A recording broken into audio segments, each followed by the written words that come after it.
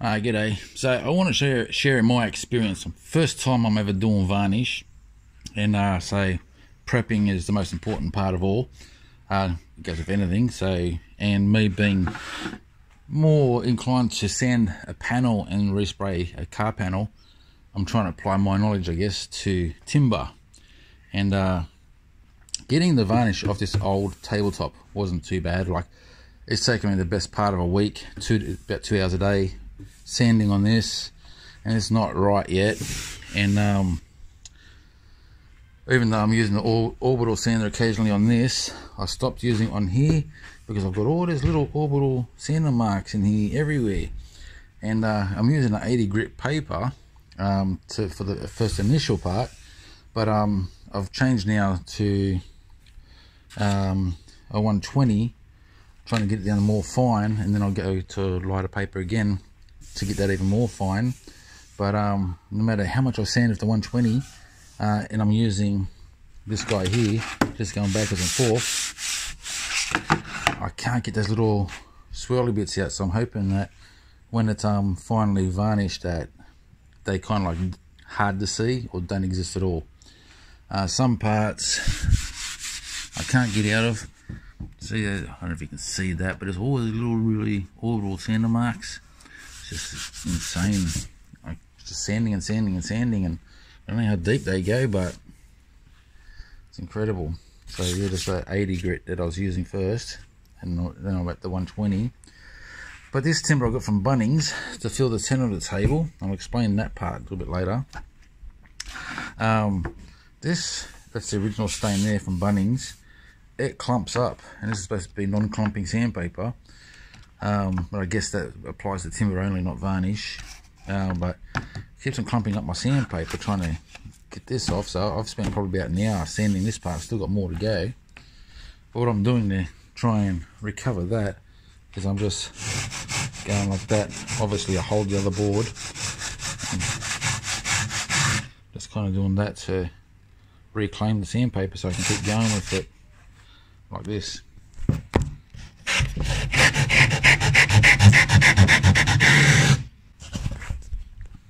See, it's not as bad, it's not as clumpy, but I want to use, on a small piece of timber like that, one sheet of sandpaper should be plenty to do that. So I'm just going to get it down as best I can, and then I'll go over it once the varnish is off. Then I'll go over it with a fresh piece of sandpaper, but I'm just going to keep on going with that until I've got the varnish off. I'll have to do the same with that one there. Okay, so the idea is I've got a pole in the center of the house. Kind of interferes with where I'm going to put a coffee table. If I put it on one side, interferes with too much of the room on one side. If I put it on the other side, it kind of buggers up the room of the kitchen. So what I'm going to do is, because this table was designed with pieces of timber that went across the center, right?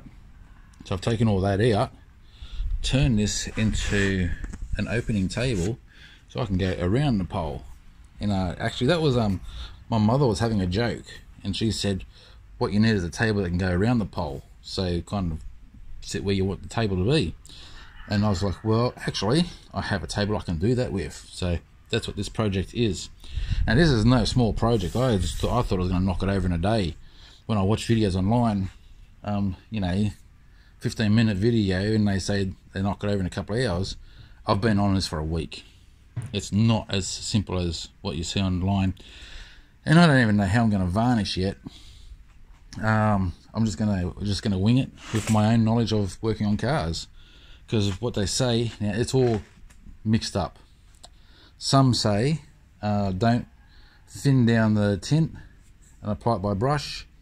Another one will say you can thin it down for quicker drying time. What I want to do is I want to use a spray gun to spray it. And I watched one video, he said what you want to do is a 50-50 mix. The thinner you can have it, the quicker it dries, the quicker you can put a second coat on. And another one says don't thin it down any more than 10%. And it's just there's conflict.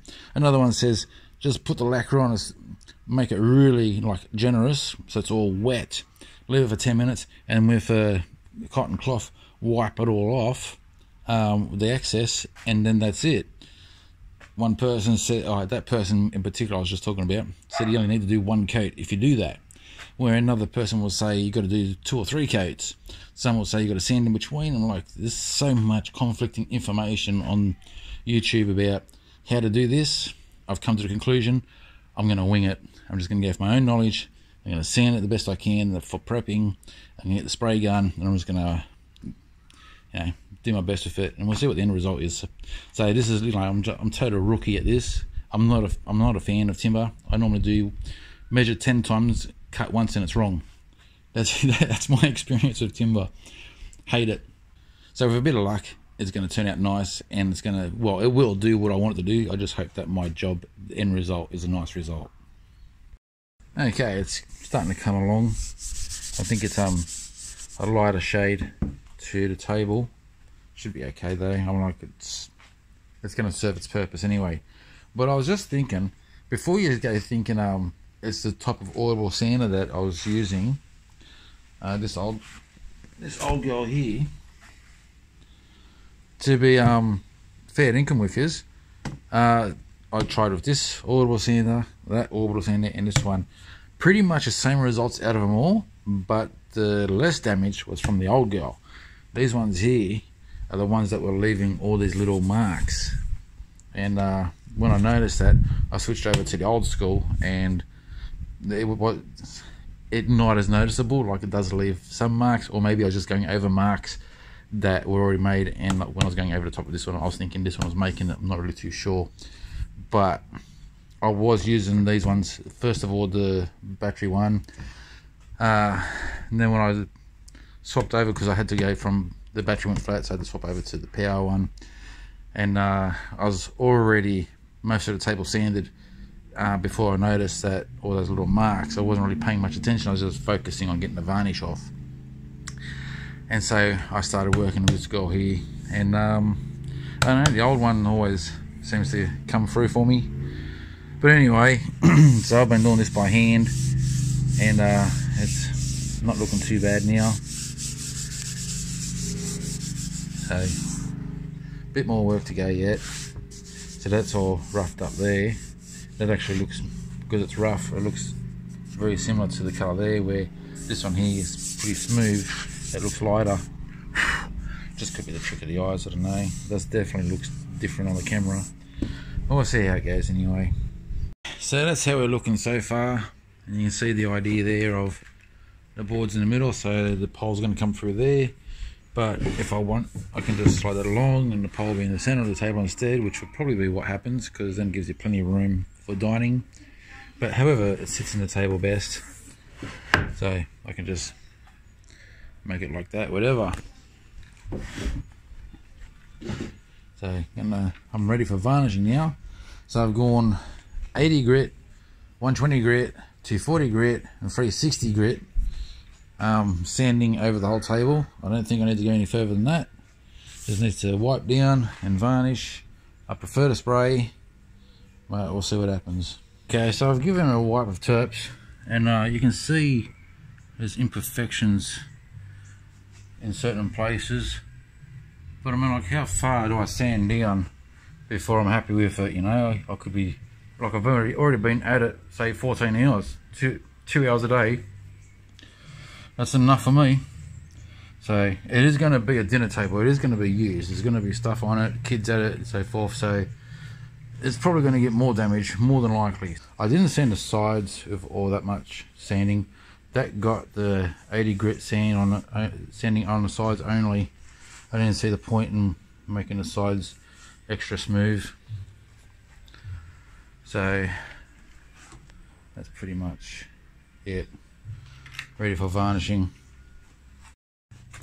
Okay, so this is what I'm using. It's a dark tint. It says 1 coat stain and varnish, so assuming that means 1 coat. Now, from what I've been watching, so I don't get any bubbles in there, which when brushing on I don't really see how you brush bubbles on, but anyway, I need to give this a slow stir. I can't see any difference in colours in there, but I'm going to give this a bit of a stir, and I'm going to pour that into the container here, because the size of brush I'm using clearly won't fit into there, but we'll into here. So that's what I'm going to be doing right now. From what I've seen, you stir this slowly. So I'll just stir this for about, I don't know, 3 minutes, and then I'll first lay varnish on them pieces and then on the table. Well, I didn't want to wait, so I didn't spray paint. I just laid it down. Now I can see inconsistencies with it. I'm just hoping that when it dries it looks good. You can always sand it and try again afterwards. I think there's not enough there, but just might be the colour of the wood as well. So all I can do is wait 4 hours, see how it looks, and the camera makes it look a lot brighter than what it actually is. It's darker than what you could see. Let me see if I can get to the right colour. That's probably more like it in that angle there. The colour of the table. You can see on the other side there how I said, oh, bloody phone. No, you can't really see it the way I can see it. It's brighter on that one section there. Anyway, all I can do is wait for this to dry, and I might be happy with the way it is, or I might give it a sand down with a fine sandpaper and do the spray paint over the top like I originally intended to do. I'm sick of this. This is not my type of work, and you know, a week later I'm still working on the table. I've got other things to do. Let's see how it goes, eh? Oh yeah, I forgot to mention, a couple of brush bristles came off while I was brushing, and I didn't notice them straight away because I'm brushing in the direction of the wood. And then when I got to a certain angle, I was like, hang on, I can see a bristle over there and a bristle over there. And I had to pick at them, get them out, and go with the brush again. And you know, where it might have been a bit thick here or something, I went this way with the brush and that way with the brush, and just spreading all out, totally against all the rules of what they say about tinting from what I saw online. I just did it whichever way I could, and you could see brush marks at certain parts where I was going in the middle. So I started pushing hard on the brush and sliding it along to move those brush marks that I had in the certain points. And I am doing this at night. You can hear the crickets in the background. Reason being is because I wanted to stay wet as long as possible. The slower the dry, the longer I have to work with it. Anyway, let's see how it goes, eh? I think there's a bristle there actually. Missed it. Anyhow, I'm getting there.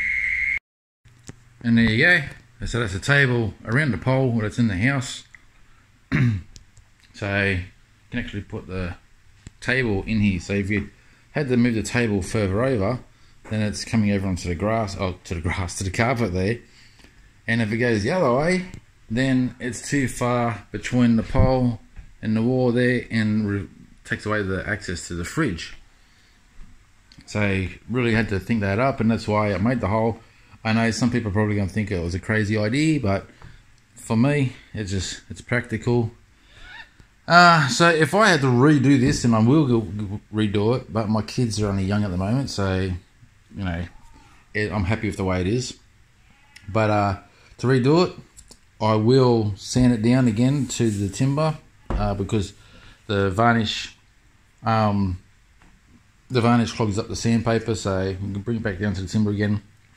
Next time I will use a spray gun though, and I will mix it, so you know, check the spray and whatnot, make sure it's got a good pattern, and then spray the table so it's all nice and even. Now you can see with here the light spots more on the other side, because that's the side I started from.